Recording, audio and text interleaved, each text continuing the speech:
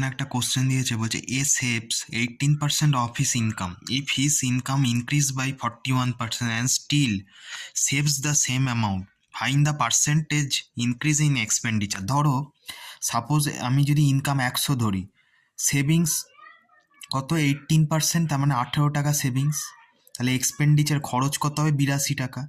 এবার পরের লাইনে বলছে ইনকাম যদি 41% ইনক্রিজ হয়, দেখো 41% বাড়লে কত 141। সেভিংস দেখো বলছে still saves the same amount, তার মানে 18 টাকাই সেভ করছে, আগেও সেভ করতো 18 টাকা, এখনও 18 টাকা সেভ করে, তাহলে গ্যাপটা কত? তাহলে এখন খরচ করছে কত 123 টাকা গ্যাপটা। এবার দেখো এই দুটোর গ্যাপ যোগ করলে দেখো 141 আসছে।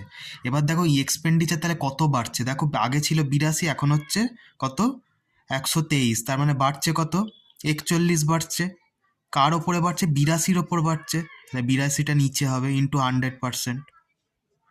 তাহলে 41 দুগুণে 82 কাটলে কত হচ্ছে 50%, তার মানে এক্সপেন্ডিচার বাড়ছে কত 50%, তার মানে 50%ই হবে কারেক্ট অ্যান্সার।